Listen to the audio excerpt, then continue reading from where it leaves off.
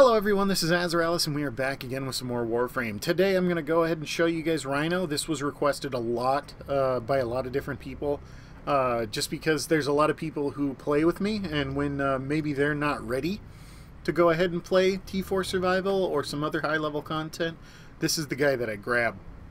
I don't, as all of you are well aware, I'm not a fan of this Warframe. He is pretty overpowered in my opinion. I don't really have to worry about anything in any game mode ever with this guy, so I just don't. I don't really like that. I really feed on those, overcoming insurmountable odds moments in games. So I don't get that with him. But he's a great tool to have. He really is. He's fantastic to have when you are when you're running with people who might not be geared enough for the stuff that you're doing. You can go ahead and buff their damage output. Also, I understand why DE would make this Warframe. It's very, very simple. Not everybody in the world has enough time to kill 1200 hours like I have in this game. So, I mean, it's perfect for, John Doe coming home from work after a long, hard day and being able to hop into the game and play with his buddies and be a benefit to the team. It's that simple. It's a very good strategy on DE's part. He is a very fun Warframe, but it's just not one that's made for me. So, let's go ahead and let's get in here and talk about the Rhino Prime. What we have here is we have, we'll talk about his abilities first. Iron Skin, guys, this is the one that everybody knows. This is what covers him in silver or gold, depending on if you're a Rhino or a Rhino Prime. What this is this is a secondary HP bar. And it's not hit points. It's actually a secondary bar of ferrite armor that your enemies have to get through. That's all incoming damage. All incoming damage has to get through that armor first. So that's poison, that's everything. It does not matter what it is. If it's damage, it has to go through the Iron Skin first before it can interact with his health or shields. So very, very easy to understand. This also scales off of power strength. All of his abilities scale off of power strength, so he's a very, very easy to understand Warframe. All you're wanting is power strength, and you want to be able to keep doing the things that you're doing. So, Roar, that is your damage buff. It's not just for you, it's for everyone else as well. It's an excellent damage buff. It's an all-around damage buff. You're going to see increased damage on Warframe abilities, weapons, melee weapons, all sorts of stuff. If you deal damage with it, this is going to increase that amount of damage. As far as I know, it's as long as you have casted it after you have the Roar on you. You can't like throw out a Tesla grenade and then have Roar on you and have it increase the damage. Scales off of power strength. Also, it can help if you have some duration on this. As you can see, I'm not doing that in this build, but we'll talk about that here in a second. Then we have Rhino Stomp, which is a flat-out hard CC. AoE, centrally focused AoE.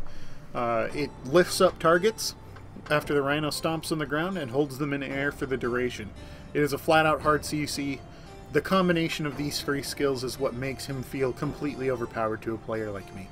Not only am I borderline invincible, not only can I raise the amount of damage I can deal, I can also hard CC for long durations, which is something that no other Warframe can do. The only long duration CCs in this game, other than this one, is soft CCs. And for those of you who don't understand what I mean by hard CC and soft CC is an ability that will inhibit the enemy's ability to do whatever they do, but not necessarily completely make them useless. A hard CC is one that makes it so they are totally screwed. They cannot do anything, they cannot make any actions until the duration is over.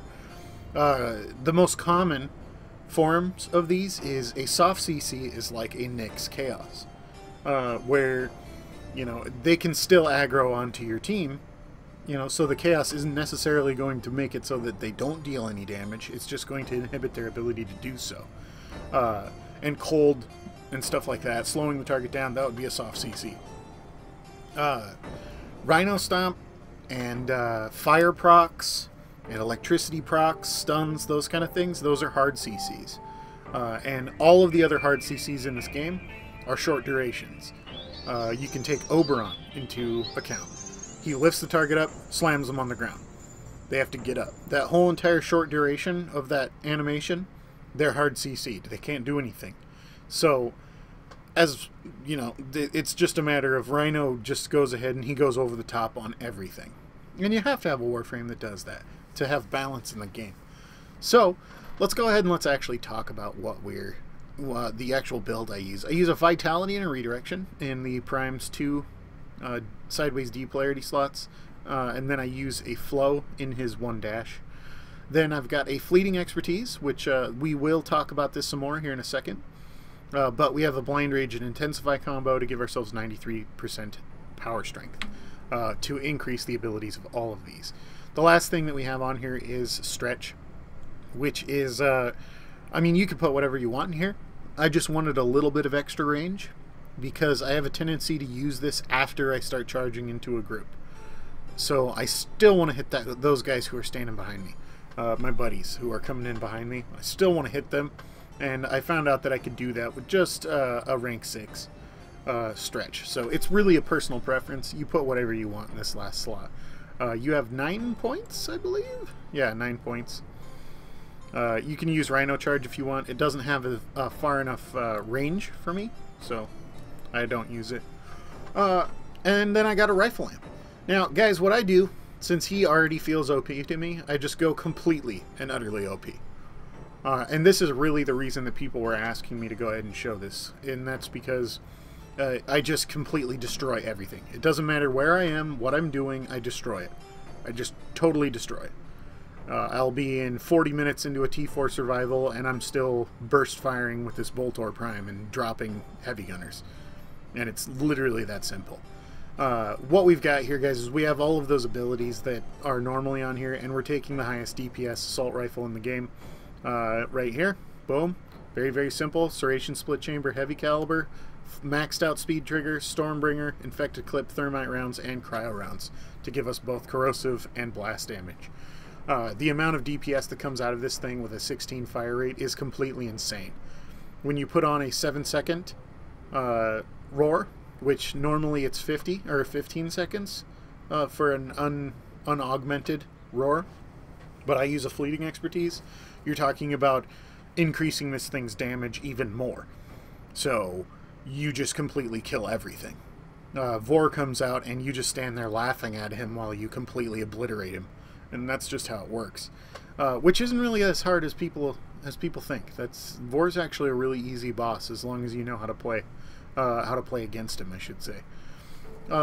Second up, guys, we always want a whole big old bag of punch through, so we're rocking a Brack.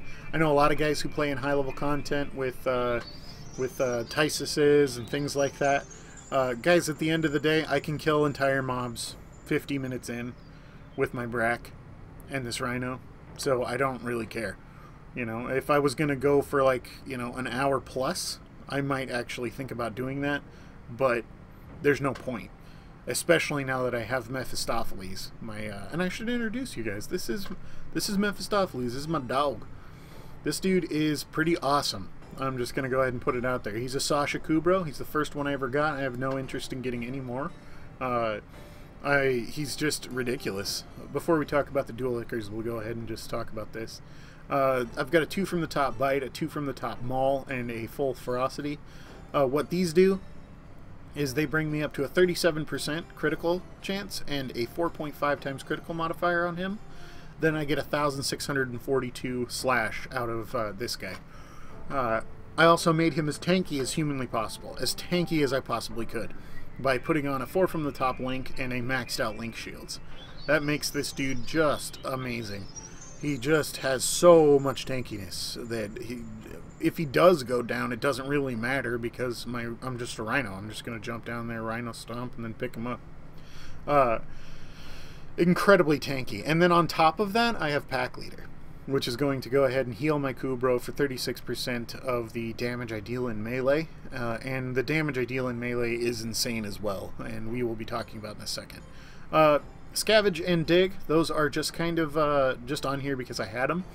Dig actually ended up being fairly useful to me.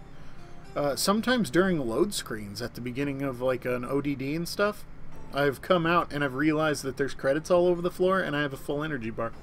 Absolutely fantastic. I definitely recommend keeping that on your Kubro build. But anyway, that's Mephistopheles. He's my dog. Let's pet him real quick.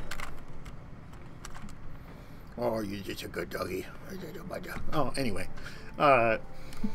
Yeah, I didn't like him at first. I didn't like Kubros very much because I really, really love my Carrier Sentinel with his vacuum. But I can't deny huge quantities of damage. And really, that's what this whole build's about. So this was a perfect time to talk about it. Next up, guys, we're going with the Dual Acres. Why are we going with the Dual Acres? We could go with an Orthos Prime. We could go with the Cero. But, guys, all I care about is just sheer damage. And I'm going to get consistent crits out of this thing. It's on corrosive damage, so I'm going to wreck. Absolutely wreck Ancients. And that's without even having Roar on. The 7-second Roar actually is perfect for when you're running a melee build on a Rhino. And you will see that in the Berserker build that's coming out later this week. It's just a matter of we've got Killing Blow, Focus Energy, Fever Strike, to give us corrosive damage, along with our Spoiled Strike and Pressure Point, of course. Then we've got True Steel and Organ Shatter, and we have Fury. Guys, I'm not running Berserker on here because I really never need it. And that's really just the whole thing. I never need Berserker. I use the Dual Acres on my Volt, and I use the Dual Acres on this Rhino. And I don't really use it on much else. I go for a more utility-based melee on everybody else.